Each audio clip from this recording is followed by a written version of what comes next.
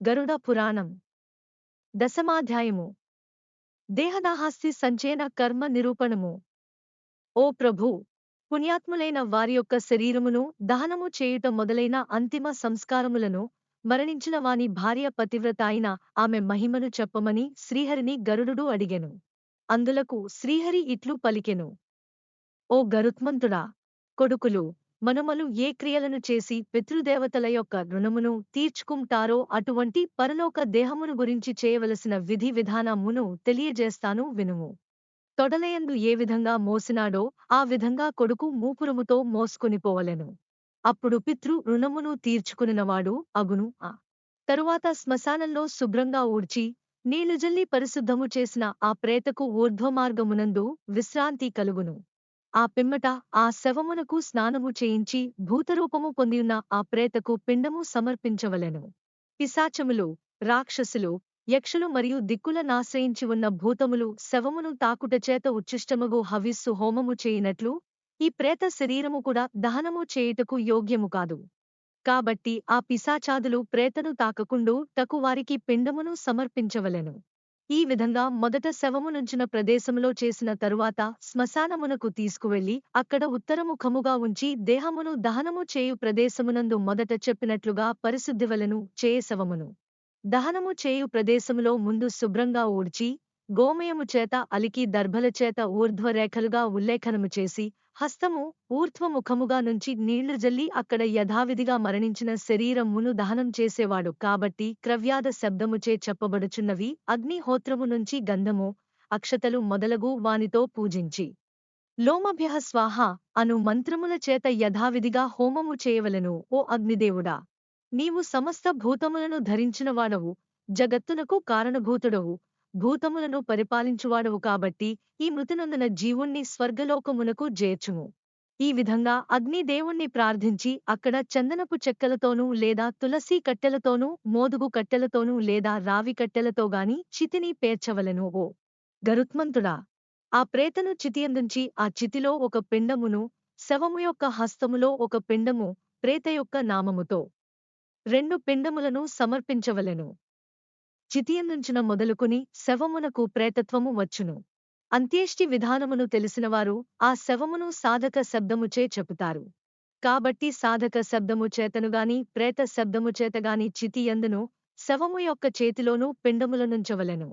ఈ విధంగా 5 పిండములనుంచిన శవమును దహనము చేయుటకు యోగ్యత కలుగును. లేనిచో ముందు చెప్పబడిన భూతములు శవమునకు అర్హత లేకుండా చేయును. ఈ ప్రకారము ప్రేత యొక్క చేతులతో పిండములనిపించి అప్పుడు ధనిష్టా పంచకము కానప్పుడు కొడుకు ముందు హోమము చేసి ఉన్న అగ్ని నుండి తీసుకుని తృణయుక్తముగా అగ్నిని చితియందుంచవలెను. అలా ధనిష్టా పంచకములో మరణించినవాడు సుగతిని పొందడు. ఆ ధనిష్టా పంచకములో మరణించిన వాని దేహమును దహనము చేయకూడదు. చేసిన మరణము మరొకటి సంభవించును. ధనిష్ట, శతభిషం, పూర్వాభాద్ర, ఉత్తరాభాద్ర, రేవతి ఈ 5ంటికి ధనిష్టా పంచకమని పేరు. ధనిష్టా నక్షత్రము యొక్క ప్రథమ పాదము నుండి రేవతి 4వ పాదము వరకు 5 నక్షత్రములు ధనిష్టా పంచకమని అందరు. ఇవి దహనము నకు యోగ్యమైనవి కావు. ఆ సమయాలలో దహనం చేసినచో కీడు సంభవించును. తన సంతానమునకు గాని లేకగాని ఒక విఘ్నము లేక కష్టము కల్గును. జ్ఞాతులకుయి నక్షత్రముల మధ్య శాస్త్రయుక్తముగా తప్పక దహనం చేయవలసి వచ్చినప్పుడు సమస్త దోషములు పోవునటువంటి విధానమును చెప్పెద వినుము. ఓ గరుత్మంతుడా, అప్పుడు దర్భలతో 4 బొమ్మలను చేసి వాటిని నక్షత్రమంత్రములచే అభిమంత్రించి శవము యొక్క సమీపములో ఉంచవలెను. బంగారముచే చేయబడిన పాత్రలను తిలాదులకుపయోగించవలెను. ప్రేతాజ్యత అను మంత్రమును పఠించి నక్షత్ర నామములచే సంపుటముగా తిరిగి హోమము చేయవలెను. ఆ తరువాత బొమ్మలతో సహా శవదహనము చేయవలెను. ఇటువంటి దోషమునకు సపిండీకరణ దినము నందు శాంతిని ఏ విధంగా చేయవలెనో ఆ విధానమును చెప్పేద వినుము.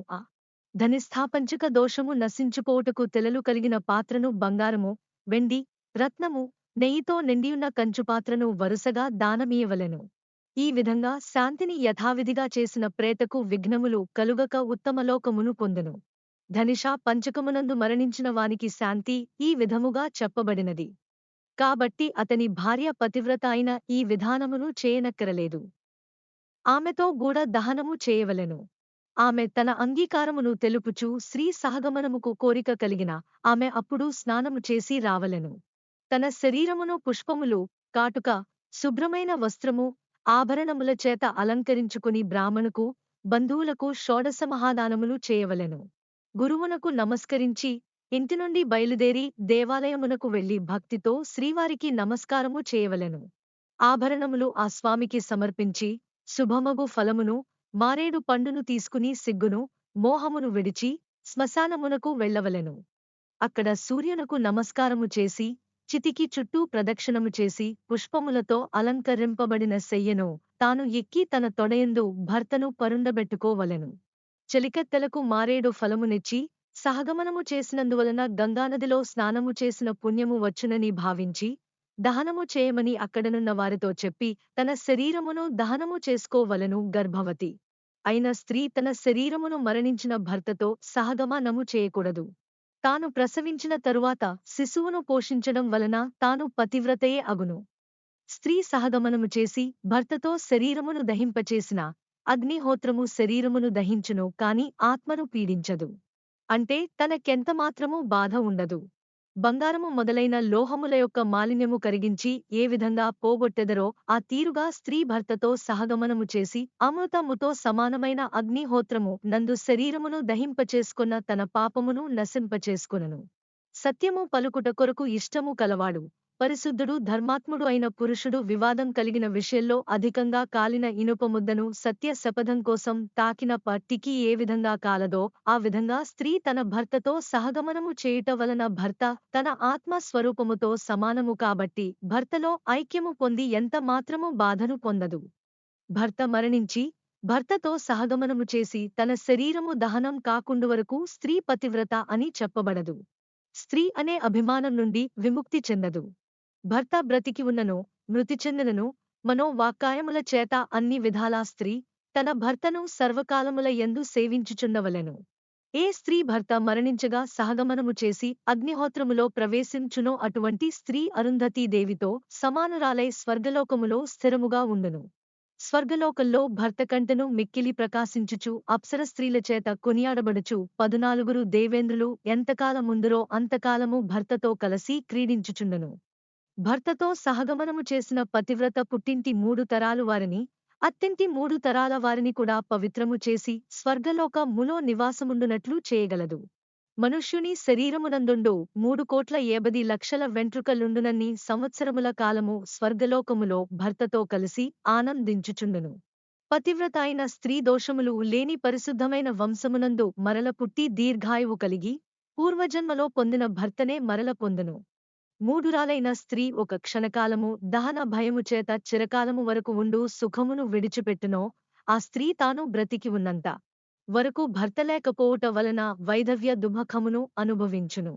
భర్తను సకల సౌఖ్యములిచ్చేటువంటి వానిగా శివునిగా తలచి భర్తతో సహగమనము చేయవలెను. తన శరీరమును కూడా దహనము చేసుకోవలెను. ఓ గరుత్మంతుడా! స్త్రీ పతివ్రత కానిచో భర్త శరీరముతో తన శరీరమును దహింపచేయనిచో తన భర్త శరీరము నొక్కదానినే దహనము చేయవలెను. బలత్కారము పనికిరాదు. శరీరము సగము లేదా పూర్తిగా దహింపబడిన తరువాత శిరస్సును పగలగొట్టవలెను. బ్రహ్మరంధ్రమును తెరచిన పితృలోకమును పొందును. గృహస్థునికి కట్టెలతోనూ యతీశ్వరులకి మారేడు కర్రతోనూ పగులగొట్టవలెను. తరువాత వాని యొక్క కొడుకు ఈ మంత్రము చేత ఆజ్యహోమము చేయవలెను. ఓ అగ్నిదేవుడా! దయాస్వరూపుడైన శ్రీహరి వలన నీవు పుట్టావు. ఇతడు నీవలన దివ్యమైన శరీరమును పొంది స్వర్గలోకమును చేరవలసినవాడు. కాబట్టి ఇతని స్థూల దేహము నీయందు సమర్పింపబడుచున్నది. దేహము నిమ్ము. దీనిని దహించి దివ్య ఈ విధంగా మంత్రమును పఠించుచు ఆజ్యముతో నువ్వులను కలిపి హోమము చేయవలెను. తరువాత మిక్కిలి దుఃఖించవలెను. అప్పుడు వానికి చేయవలెను సుఖము కల్గును. దహనము అయిన తరువాత స్త్రీలు స్నానము తరువాత కొడుకులు మొదలైనవారు స్నానము చేయవలెను. అటు తరువాత వాని గోత్రనామములు చెప్పి తిలోదకము లియవలెను. వేపాకులను తినవలెను. మరణించిన వాని యొక్క మంచి గుణములను పొగడవలెను. తరువాత స్త్రీలు ముందుగా ఇంటికి వెళ్ళవలెను. తరువాత పురుషులు వెళ్ళవలెను. అటుపెంబట ఇంటిలో స్నానమాచరించి ఆవునకు గడ్డివేసి విస్తరాకులలో భుజించవలెను. ఇంటిలోని అన్నమూ పెట్టకూడదు. అప్పుడు ఇతరులకు భోజనం పెట్టకూడదు. తరువాత మరణించిన ప్రదేశములో దక్షిణ దిశగా అలికి 12 రోజులు రాత్రి పగలు వెలుగునట్లు దీపారాధన చేయవలెను. ఓ గరుత్మంతుడా! సూర్యాస్తమయంలో మట్టిముంతలో పాలు లేదా లుగాని పోసి శ్మశానంలోగాని 4 వీధులు కలసే చోటగాని 3 జులుంచవలెను. కాల్చబడిన పాతకుండ, పాలు నీళ్లుతోటి నింపిన దానిని తాళ్లుతో కట్టబడిన 3 కట్టెలు అందించి ఈ మంత్రమును చదువవలెను. శ్మశానము నందు అగ్నిచే దహింపబడ్డావు. బంధువులందరూ నిన్ను విడిచి వెళ్ళిపోయారు. కాబట్టి ఈ పాత్రలోనున్న పాలు, నీళ్లు త్రాగుము. అగ్నిహోత్రము గలవారుగాని, లేనివారుగాని 4వ రోజున సంచయనము చేయవలెను. ఆ రోజు దోష నక్షత్రము, వారము అయిన 2వ రోజున లేదా 3వ రోజున చేయవచ్చును. శ్మశానమునకు వెళ్లి స్నానము చేసి శుచియే నూలుపోగుచే చేయబడిన పవిత్రమును ధరించి కొడుకు శ్మశానములో ఉండే భూతములకు మినుములతో చేసిన పదార్థమును బలిచ్చి మాయత్వా అను మంత్రమును పఠించుచు 3 సార్లు ప్రదక్షిణం చేయవలెను. ఓ గరుత్మంతుడా! శవదానము చేసిన చోట పాలుజల్లి, తరువాత నీళ్లతో అగ్నిని చల్లార్చి ఆ తరువాత అక్కడనున్న ఎముకలను తీయవలెను. ఆ ఎముకలను మోదుగా ఆకులలో ఉంచి పాలతోటి, నీళ్లతోటి కడిగి మట్టి కుండలో ఉంచి తరువాత యథావిధిగా శ్రాద్ధము పెట్టవలెను.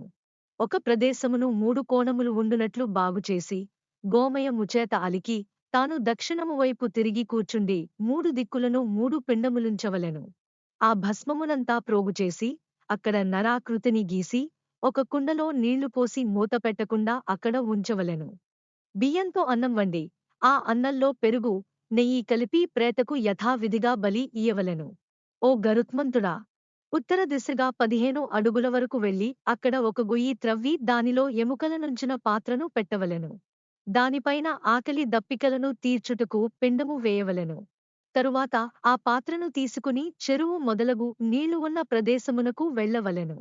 అక్కడ పాలతోనూ, నీళ్లతోనూ ఎముకలను శుభ్రము చేయవలెను. ఆ తరువాత మంచి గంధమును పూయవలెను. ఆ ఎముకలను కలిపి శిరస్సు లేదా హృదయమునందుంచుకుని ప్రదక్షిణ చేసి నమస్కరించి వాటిని నీటి మధ్య నుంచవలెను. ఎవని యొక్క ఎముకలు 10 దినములలోనే గంగా నదిలో పడవేయబడునో అటువంటివాడు శాశ్వత బ్రహ్మలోకమును పొంది తిరిగి జన్మింపడు. ఏ మనిషి యొక్క ఎముకలు గంగానదిలో ఎంత ముండునో అన్నివేల సంవత్సరములు వాడు స్వర్గములో ఉండును. గంగా ప్రవాహమును తాకుచున్న వాయువు మృతినొందిన వాని మీదిగా వీచిన ఆ సమయంలోనే వాని యొక్క పాపములన్నీ నశించిపోవును. భగీరథుడు తన తరాల వారిని తరింపచేయడం కోసం గంగా మాతను గురించి దీర్ఘతపస్సు చేసి సంతోషపరచి కడకు బ్రహ్మలోకము నుండి గంగను భూలోకమునకు తీసుకుని వచ్చెను. సగర చక్రవర్తి యొక్క కొడుకులు కపిల మహర్షి యొక్క కోపానికి భస్మము కాగా ఆ భస్మరాశులను గంగనే స్పృశింపచేసి స్వర్గమును ప్రాప్తింపచేసెను. కనుక అటువంటి గంగానది యొక్క కీర్తి ఈ 3 లోకాలలో ప్రసిద్ధి పొందెను. ఏ మనిషి అయినా తన చిన్న వయసులో చేసిన పాపములన్నీ మరణించిన తరువాత వారి ఎముకలు గంగానదిలో ఉంచిన వారు చేసిన పాపములు నశించి స్వర్గలోకమునకు పోవుదురు. ఒక అరణ్యమున ఒక కిరాతకుడు అనేకమైన జంతువులను వేటాడు చుండెడివాడు. ఒకప్పుడు ఒక సింహము వాడిని చంపగా ఆ కిరాతకుడు నరకమునకు పోవుచుండెను. వాని మాంసము ఒక కాకి తింటూ వాని యొక్క ఎముకను నోటి కరచుకుని గంగానది మీదుగా పోవుచుండగా ఆ ఎముక జారి గంగానదిలో పడెను. ఆ పుణ్యఫలం చేత ఆ కిరతాకుడు ప్రకాశించుచున్న విమానము నెక్కి దేవలోకమునకు పోయెను. ఇటువంటి ఫలము కలుగుతుంది కాబట్టి కొడుకు తాను తల్లిదండ్రుల ఎముకలను గంగానదిలో వేయవలెను. అస్థిసంచయనము చేసిన తరువాత 10 దినములు చేయవలసిన కర్మను చేయవలెను. అరణ్యమునందుగాని ఇతర దేశమునందుగాని దొంగల వలన మరణించినప్పుడు వాని శరీరము దహనం చేయటానికి దొరకదు. అలాంటప్పుడు వాని యొక్క మరణము విన్న దినమునందు దర్భలతో మనుష్యాకారముగా ఒక బొమ్మను చేసి ఆ బొమ్మను మృతినొందిన శరీరమును దహనం చేయునట్లు దహనమేసి ఆ బూడిదను గంగానదిలో కలుపవలెను. ఎప్పుడుచే మరణవార్త వినునో ఆ రోజు మొదలుపెట్టి 10 దినములు కర్మను ఆచరించవలెను. ఆబ్దికాది విషయమున మరణము వినిన రోజుననే ఆబ్దికము పెట్టవలెను. నిండు గర్భిణి అయిన స్త్రీ మరణించినచో శరీరమును చీల్చి శిశువును తీసిన తరువాత వట్టి శరీరమునే దహనము చేయవలెను. శిశువును దహనం చేయకూడదు. గంగానదీ తీరములో మరణించిన శిశువును గంగానదిలోనే పడవేయవలెను.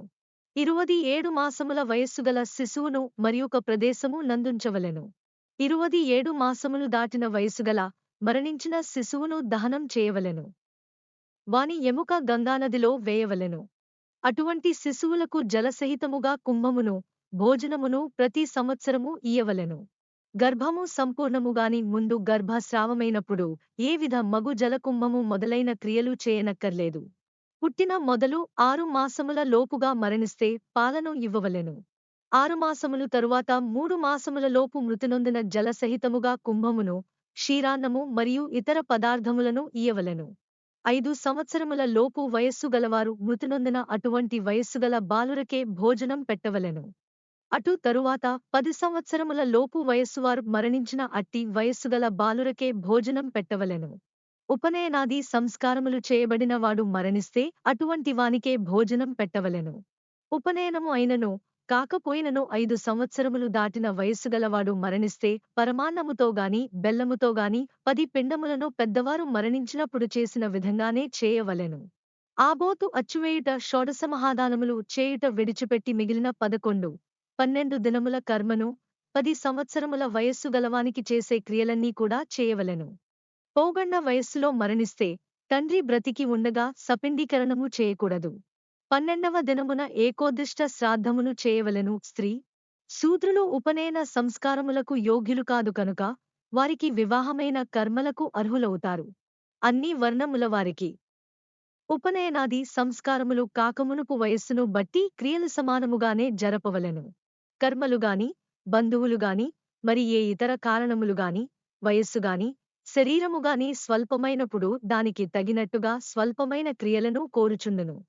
10 సంవత్సరములు దాటిన తరువాత 16 సంవత్సరముల లోపు వయస్సు గలవాడు, యౌవనము గలవాడు మరణించిన వృషభోత్సర్గము, శయ్యాదానము, పాదుకాదానము, గోదానము షోడశమహాదానములు అన్నీ ఆచరించవలెను. యతీశ్వరులకు దహనముగాని ఉదకదాన విధిగాని చేయనక్కరలేదు. అటువంటి వారికి వారి కొడుకులు మొదలైనవారు 10 దినములు చేయతగిన కర్మలను చేయనక్కర్లేదు.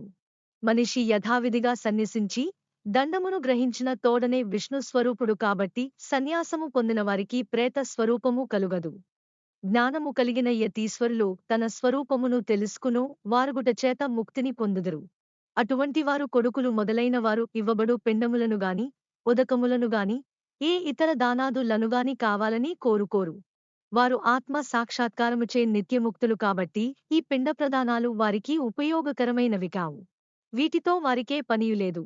తండ్రి మీద ఉన్న భక్తితో తీర్థ శ్రద్ధ, దయా శ్రాద్ధాదులను చేయాలని కోరిక కలిగి చేసినను వారికేమీయు ప్రయోజనము లేదు. గంగా మొదలైన మహానదులు లేని స్థలములలో స్థాపనము చేయవలెనని చెప్పబడెను. అటువంటి నదులున్న ఆ నదులలోనే మరణించిన యతీశ్వరులనుంచవలెను. గంగా మొదలైన నదులు లేకపోయిన దేశమై నచో భూమిలోనే సన్యాసులను పాతిపెట్టవలెను. ఎక్కడ మహానదులు ఉంటాయో వాటిలోనే నిమజ్జనము చేయవలెను. గమనిక: ఈ వీడియోలు ఎవరిని ఉద్దేశించినవి కావు మరియు ఎవరిని బాధ పెట్టాలని మా ఉద్దేశ్యం కాదు. మా ముఖ్య ఉద్దేశ్యం ఏమనగా పురాణాలను తెలియజేయనికి మాత్రమే. ఇవి పురాణాలు బుక్స్ నుండి సేకరించి మీ ముందుకు వినగలిగేలా తీసుకువచ్చాము. చూసినందుకు ధన్యవాదములు. మరిన్ని వాటి కోసం సబ్స్క్రైబ్ చేయండి.